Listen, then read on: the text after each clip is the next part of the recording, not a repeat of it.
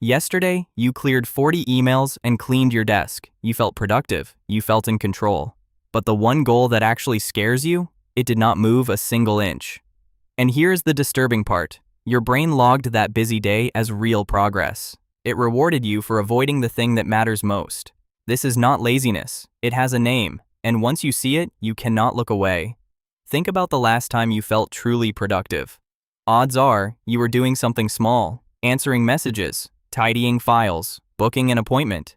Each tiny task gave you a clean hit of satisfaction, and that feeling was real. Your brain was not lying, but it was measuring the wrong thing entirely. A clean desk and a finished career are not equal. One is a quick reward, the other is hard-won. Yet your brain files them in the same drawer. So a day of busy work feels like a day of progress, even when your biggest goal sat untouched the whole time. Here is what makes this so dangerous. The small wins are not just harmless distractions. They are convincing. They feel exactly like momentum. You go to bed thinking, today I moved forward. Then a year passes, then a second one. You were busy almost every single day. But the book is still unwritten. The business is still unstarted. The call still unmade. And you cannot work out where the time went. The strangest part is not that this happens to you. It is why it feels so good while it happens.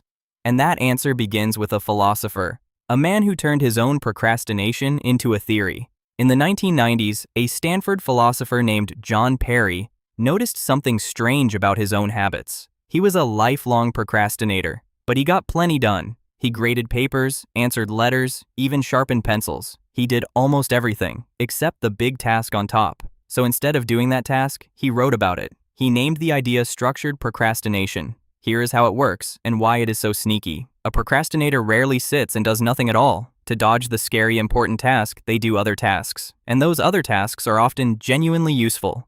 You clean the kitchen, you reply to that old email, you reorganize your whole digital folder system. None of it is wasted. All of it needed doing. That is exactly why it is so hard to catch. Normal procrastination feels like guilt.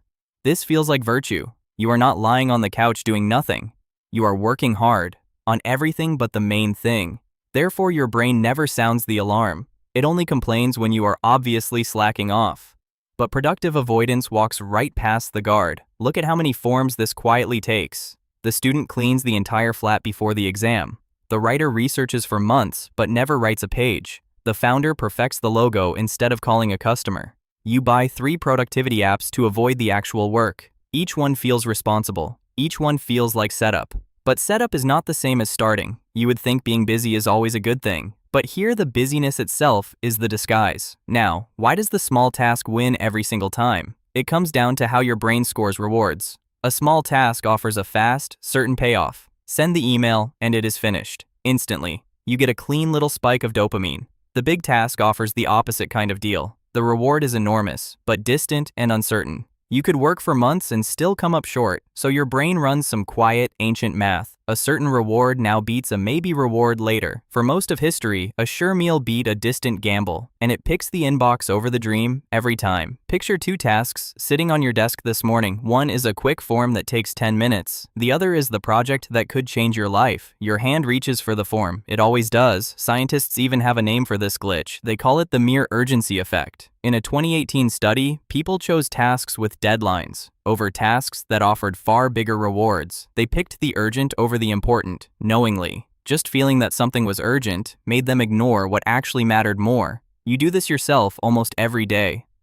The buzzing phone beats the silent, patient goal, but the reward is not only chemical, it is also social. We have somehow turned being busy into a badge of honor. In a 2017 study, researchers found something telling. People rated a busy, overworked person as higher status. Being slammed signals that you are important and in demand.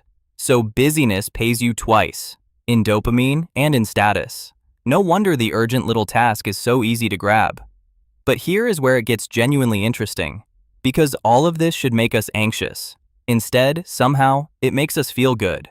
To see why, look closer at the big task. Your biggest goal is not only hard, it is high stakes. If you write the book and it flops, that hurts. It seems to say something about you, about your talent. So the goal carries a quiet, constant threat. You might pour in everything and still fail. And failing at something you love is terrifying. The small task carries no such threat at all. Nobody ever fails at cleaning a desk, so every time you choose the safe, tiny task, you are not just delaying, you are hiding, you are dodging the chance to fail at what matters. Think of someone who has wanted one thing for years: a business, a book, a channel, a real change. They are always preparing, always about to begin.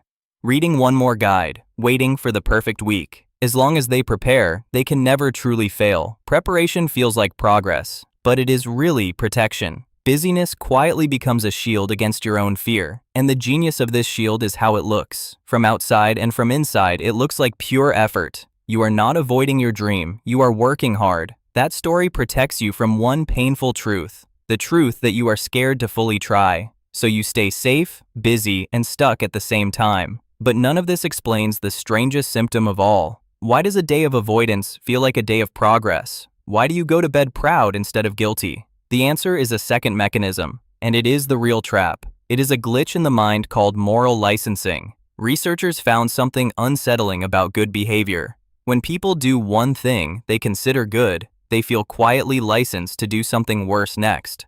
In one set of studies, people who bought green products then cheated and stole more on the following task. One good act buys a permission slip for a bad one. Your brain keeps a kind of moral scoreboard, and a win on that board feels like it can be spent. Now apply that scoreboard to your productive day. You clear the inbox. You feel like a productive person. That identity is a credit, and you quietly cash it in. You tell yourself, I have done so much today. I have earned the right to start the big thing tomorrow. The small win literally licenses the delay. This is the illusion of momentum, finally explained. The busy work does not move you toward the goal. It pays for one more day of not starting it.